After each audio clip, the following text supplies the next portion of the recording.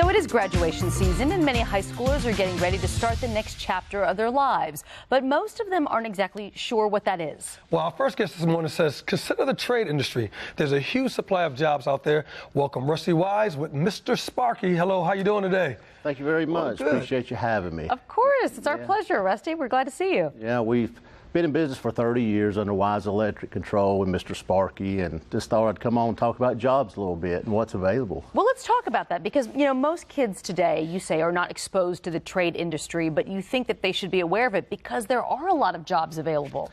Well, as I start looking through all the resumes, I'm seeing a lot of four-year university degrees, and I'm seeing a lot of the youth that are not applying. And I started talking to the high schoolers and the middle schoolers, and they're not exposed to the trades. And our education system is basically set up for four-year university.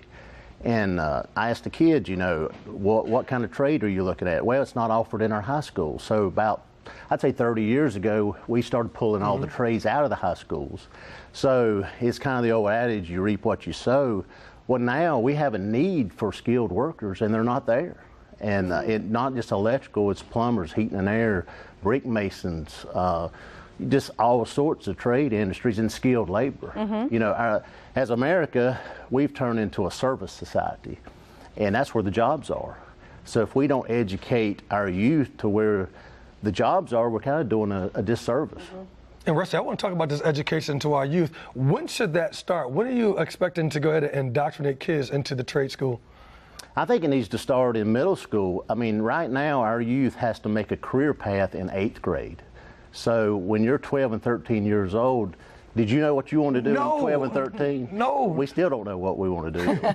But no, really, it's a serious situation, and there's a big need, and that's where the jobs are. And a lot of the immigration coming in are filling that void too. But there's a great need in that. So that's why I'm here to talk about a little bit. Well, if someone who's watching right now, they think their children or grandchildren might be interested in a trade career, what should they do? What is the best way to get started and to lean into that? I would say talk to your guidance counselor and your principal and say, hey, is there an avenue for me to get into a skilled trade? But most of the skilled trades, people fall into it by mistake. Our largest educator in the country of skilled trade is the prison system, believe it or not. So if we can catch the kids before they get into trouble and put money in their pockets and give them a job, then therefore they won't get in trouble. So we have to catch the youth before they get in trouble. So it's also an economic and a social issue too. And I don't think it's not a whole lot, we're not really talking about it. You know? You know, what type of experience would I need? Can I just come into, say, we're talking about electricians, can I become an electrician apprentice? What type of skills would I need to go ahead to think about moving into that trade?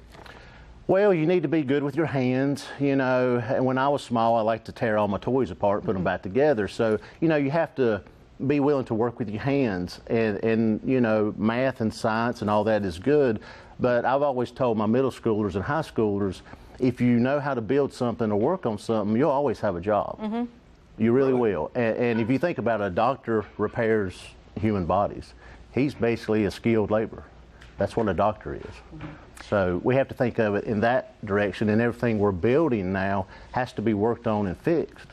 That's a very good point. How do starting salaries compare to other fields? Most trade industry jobs, I think we had a demographic, 48,000. If you look at that, how it compares with four-year university degrees, it's actually higher than every one of them other than health.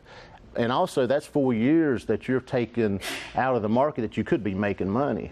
So the value of a four-year college education is not what it used to be. Now, granted, college education is great. 5 or 10% of the students need to go, but it's a disservice to tell a young student that the only way he can have a great career is go to four-year university. But the jobs are out here now. You know, $50,000, $60,000 is what we pay our electricians. Some of them can make 6 digits. So that's good money to know a skilled trade. It's not just electricians, it's plumbers, heating and air. So. And quickly, how long would I need to go to a trade school to go ahead? If I don't go to a 4-year university, is it 2 years? Is it 1 year? What would it be? A lot of the diplomas are 1 year, and then you can get like associates in 2 year. But The Charlotte area is really weak in the trade school industry. The Northeast is pretty strong, but the Charlotte market is really weak when it comes to trade schools. And I hear this not from our companies, but other companies that are needing skilled workers. But if you have I don't always look at a piece of paper hanging on the wall. I like to look at the eagerness of the student. And if they're willing to learn, we'll train you. If you have the eagerness to learn and learn the trade, we'll train you. Well, that's good stuff, Rusty. Thank you so much. If you're interested in learning more, call Rusty at Mr. Sparky. The number, it's there on your screen, 704-323-8006. Again, 704-323-8006. Or to apply for a job, you can visit sparkyjobs.com, sparkyjobs.com. So nice to see you. Thank you for your time Thank you for having me, and I just wanted to talk about this a little bit, and it's very dear to my heart because I'm on the front lines and I see it every day. I'm glad you did. Thank you so much for bringing it to our attention. Well, thank you, sir. Appreciate it.